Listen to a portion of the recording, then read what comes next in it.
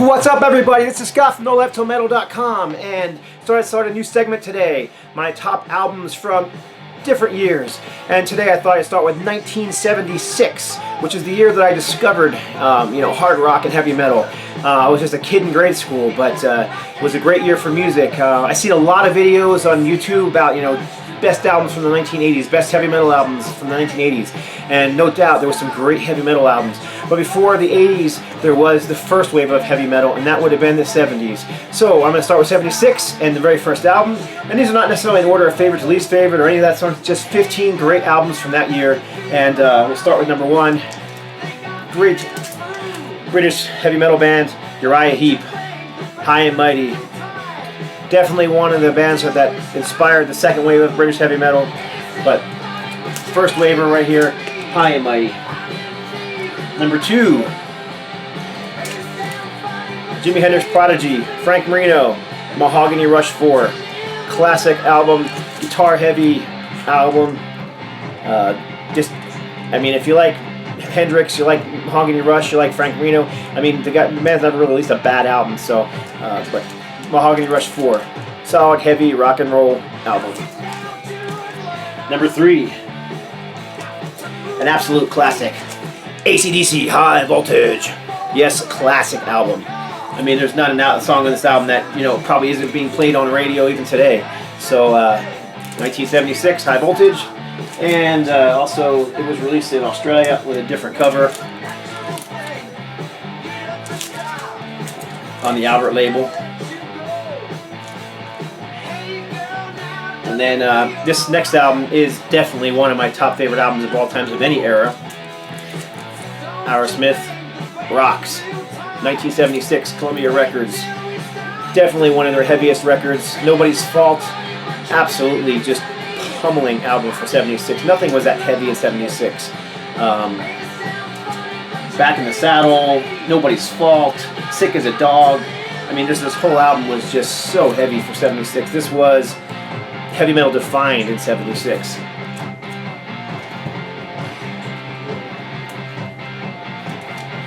Blue Oyster Cult, Agents of Fortune, probably one of their most popular albums. It's got their big hit song on it, Don't Fear the Reaper. A song that sent everybody screaming in fear because, it's a song about suicide.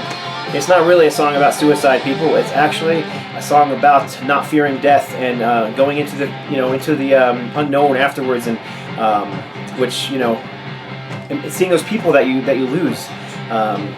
I just know it's a song of hope, and a lot of people see it as a song about promoting suicide. And I've read the band was just appalled when they heard such a thing. It's a song about not fearing death and getting to see those people again in the future. Blue Oyster Cult, Agents of Fortune. This next band is another one of my favorites, and I had a hard time picking because they released two albums in 1976, Kiss Destroyer and Rock and Roll Over. Tough choice, but I went with Rock and Roll Over. It's the heavier of the two albums. It's less experimental, just straightforward, heavier rock and roll. And back cover is pretty much the same, but you can see the sticker and the little order form in this particular one. Just a classic album. This is actually, got some of my favorite Kiss songs on them. Love 'Em, Leave 'Em, Take Me, I Want You, Mr. Speed, Baby Driver. It's just a classic rock and roll record, heavy, 1976. This one really needs no explanation. Led Zeppelin Presence. You can't make a list of hard and heavy from 76 without including Zeppelin.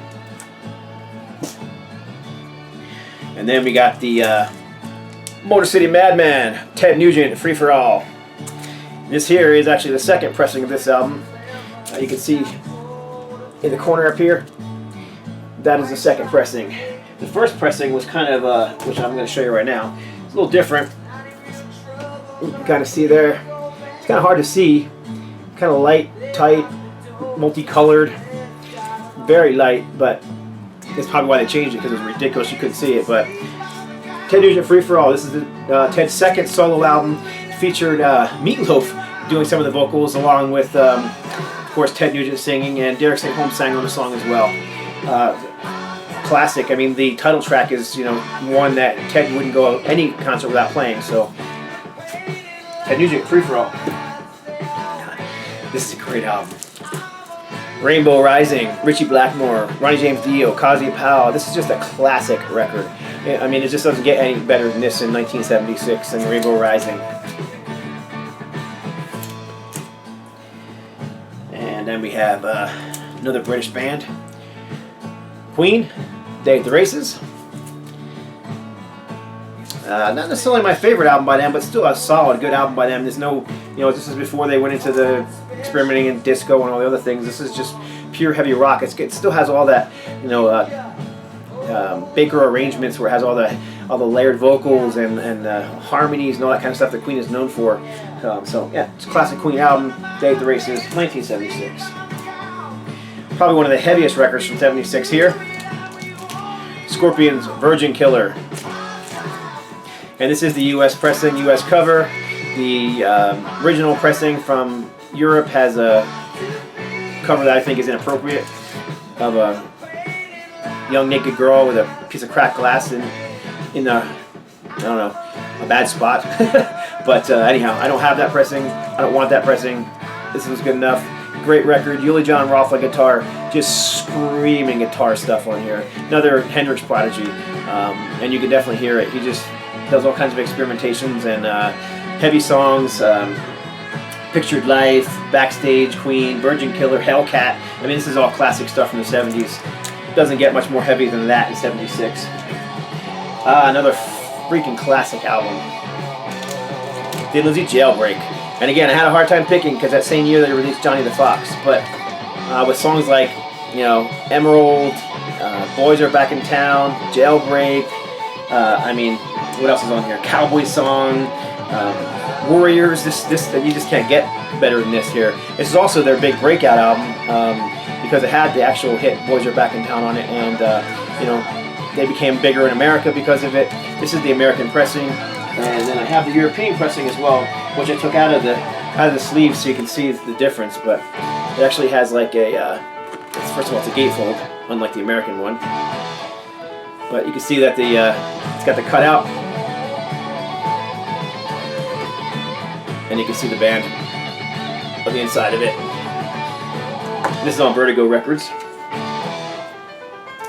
And just dual guitar harmonies. Thin Lizzy perfected that. I mean, Rose Tattoo and Thin Lizzy, both, those two bands are pretty much considered the innovators of that dual guitar style that became, huge with Priest and Maiden. But Thin Lizzy were one of the ones that perfected that sound. And that album right there is an absolute classic. And we have another great guitar player, another great album, UFO, No Heavy Pettin', Michael Schenker, Phil Mogg on vocals, and that happens to be what's playing in the background. I mean, this is another first wave of British heavy metal bands. This is one of those bands that inspired all those, Iron Maidens and Diamond Heads and Def Leppards and all the bands that came out of that early 80s era, Saxon, just those great bands that came out in the 80s. So UFO, No Heavy Pettin'. And two more, number 14. I took this one out of the sleeve as well so you can see. This one is another die cut sleeve. Sweet, Give Us a Wink. I discovered this band actually not until I kind of knew them in the 70s from their hits, but I didn't actually really start getting into them until the 80s, and I heard Raven do a cover of their song Action, and I was like, what is that? And that's when I looked up who wrote that song, and I discovered Sweet, and that song Action is on here. A heavy song for them. I mean, Sweet's always been kind of on the more pop side of things, but this album is fairly heavy, and like I said, it does have the the sleeve. And I guess if you it's supposed to look like winking. Sweet, Give Us a Wink. And one final record, number 15. Another guitar classic, Pat Travers, self-titled album. And what can I say? It's Pat Travers. One of my very first concerts was seeing Aerosmith and Pat Travers together, and I became a fan ever since. That would have been on the Black Pearl tour, and after that I started looking at his back catalog, and this album here is a little different than some of the other ones. The other ones have more of a commercial appeal.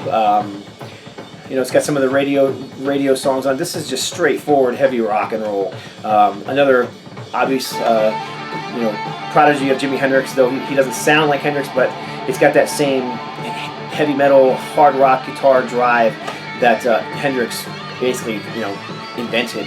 So, yeah. Number 15, Pat Travers, 1976. So there you have it. 15 records from 1976, hard and heavy. If you haven't heard of any of those, check them out. I hope you'll dig them. And that's it for this edition of my favorite albums from an era. And we'll say I'm signing off for now. Thanks for watching. Please check out nolifetometal.com. If you're interested in checking out our discussion board, it's heartofmetal.net. And that's it. God bless. Stay strong. Little extra on the end here. I forgot to add something, so I thought I'd just add it on the end here. I meant to mention on the AC/DC album, High Voltage, this is the American pressing, and the American pressing is actually a compilation of 2 albums that had already been released in Australia. There is the High Voltage release that I had already showed from Australia, which has different track listing than does the American copy, but it's also TNT, which was also released on Albert Records in Australia, and the American version is actually a compilation of, you know, these 3. That worked out well.